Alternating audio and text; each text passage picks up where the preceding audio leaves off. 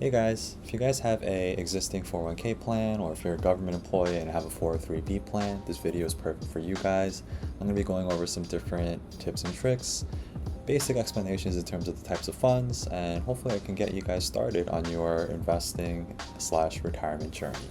So, what are the different types of funds? There are so many different types of funds for most 401k plans. If you probably open up your 401k booklet or the PDF file, there's probably 10 to 20 to 30 different types of funds. The average person is going to be very overwhelmed and is most commonly known as paralysis analysis, right? Like there's just so much information, you just don't know what to do.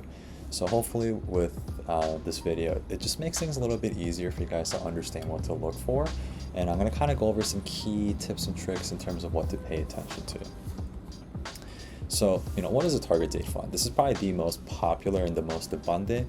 If this is the only type of fund that you guys have, I'm going to go over some things to pay attention to. But before I get into that, just what is it, right? It's basically a type of an asset allocation model where essentially you are diversified into different asset classes. So think S&P 500 index, so large cap stocks, international stock market, emerging markets, you might have a real estate fund, whatever it may be, it's all clumped up together and it's also automatically invested for you. So it's perfect for people who are just like, listen, this is too much information, I want it to be set and forget it. This is one of those great additions and honestly inventions. And this became very popular ever since the Pension Protection Act of 2006. Basically, there was an individual who had invested into their retirement fund, but wasn't automatically invested into a target date fund or any fund for that matter. So this person had worked for many years, got to retirement, and basically had nothing. Just only the money that she put in, but nothing had gained in the market. So this was created as a way to protect individuals like her to ensure that people can actually get to retirement comfortably. So if you see here on the chart, there are pros and cons, right? Automatically invested, as I mentioned, already diversified, but generally speaking, it does underperform actual asset allocation models, and there's generally something called an opportunity cost. So, what is an asset allocation model? It's basically like the target date fund, but the big difference is that it's not a fund of a fund. So, if you look at a target date fund, it's usually consisting of different types of funds, like Vanguard, Total Stock Market Index, international funds, where they each separately have their own funds, and then there's also a wrap fund around it. If you know how to create these yourself, you can remove that wrap fee and just create it all on your own. So, why is this important to learn and make, right? It's to help you diversify to capture market gains and also stay invested for the long term. So, just to kind of give you guys an example, 2008, clients who invested into a bond portfolio were able to limit losses in their portfolio. The S&P 500 was down 37% in 2008.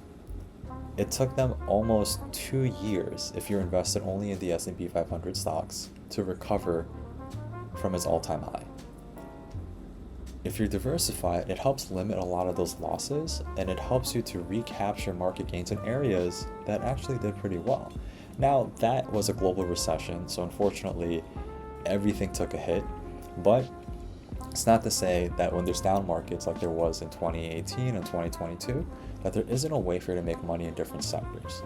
So, one of the key things to pay attention to right now and why diversification is very important is, as of this year, the S&P 500 is comprised of 40% of Max 7 stocks. Obviously, there's a lot of news of AI bubbles. It's not to say that the tech space is going away. It doesn't mean that these companies are going to go to bust, but it may be time to trim, to sell out of those positions and buy some different types of stocks or bonds that we may feel are in prime position to do pretty well. So this is just an index as of this year. The MSCI is a Morgan Stanley index based off of international stocks and also emerging markets. Year to date, the index has done 22%, and then emerging markets, basically countries like China, Thailand, India, has done 32%. So if you were diversified in this and you didn't just keep your assets in the S&P 500 As most of you guys may know, S&P 500 had a huge slashback early this year in April with Trump's Liberation Day. Now it's back up 17% year to date, but if you were in international stocks, you wouldn't have had much of a heavy hit. So it's one of the big reasons why you want to stay diversified, but also understand what to buy. Now, one of the key things to pay attention to is also opportunity cost, right? Generally speaking, these funds are not going to outpace the S&P 500 or any index for that matter. Number one is because target date funds usually have a 90-10 mix, meaning there's at least 10% in bonds. So that's going to kind of reduce your returns, but you also want it to be as close as possible, right? The other problem with a lot of these retirement funds is that these are typically retail-based accounts, meaning that you're not going to get as much returns as, so to speak, an institutional investor would. So one of the big opportunity costs to pay attention to, and this is just general information that I pulled up, that I did a 90-10 mix from the S&P 500 and US bond aggregate index. Basically, it's just every bond in the USA, so even including government bonds, agency bonds, and obviously corporate bonds as well, all clumped up. This was its average return over 5 years, which was 14.4%. 10 years was 11.9%. Now, looking at target date funds, this did an average of 10.73 from the Vanguard Target Date 2055 fund and 10.71. So I created a chart of what the opportunity cost is from somebody investing $10,000 a year over 10 years. So if you follow the first 5 years of performance, if you follow the index, you would have made $66,000. But if you only did the target date fund, you would have only made $62,000. So you're just under about $4,500 in net losses. Not that bad, right? But let's look at 10 years, right? 10 years at 11.9 compared to 10.71%. That's almost a $10,000 opportunity cost. Obviously, over an extended period of time, there's no guarantees of market performance and investment performance, but if you can do the research and try to find opportunities to make more money within your portfolio, it's very important to try to learn how to create asset allocation models. Target date funds are not specifically designed to outperform, they're just designed to just match the index as close as possible. And obviously, as a retail investor and only using these retirement date funds, or retirement funds for that matter, it's going to be very difficult to obviously match the S&P 500. 90% of fund managers don't outpace the S&P 500. So realistically, as an investor, you can't, generally speaking, beat the S&P, but what you want to do is be as close to it. So if you can try to make that spread, instead of, if you see here, over a 5-year spread, it's almost 3% difference and almost 1%, right? You want to kind of bridge that gap as much as possible. Now, overall, this target date fund isn't bad if you look at it from a 10-year perspective. But the other danger with a target date fund is that it automatically shifts its focus more into bonds as you get older. So you want to learn these models yourself, you want to create these models and be able to invest into opportunities yourself that you feel are going to do well. So this is just a generic asset allocation model of someone using a 100% equity model. It's not to say this fits all, maybe you still want to have 10% in bonds, but this is generally how I would split it up. You would have 40% into large cap, so think S&P 500 index, large cap growth, blue chip stocks, 20% into mid cap, 10% into small.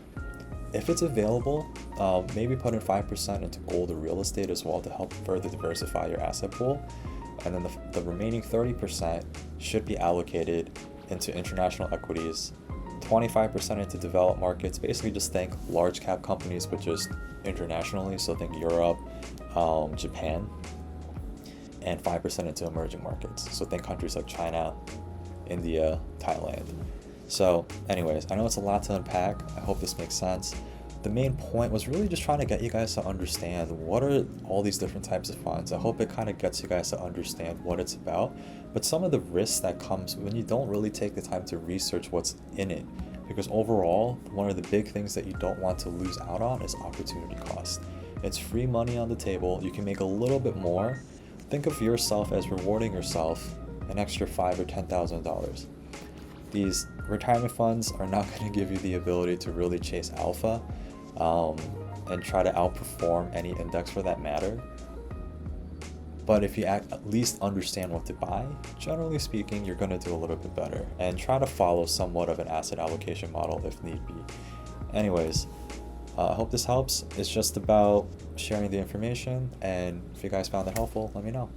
Bye.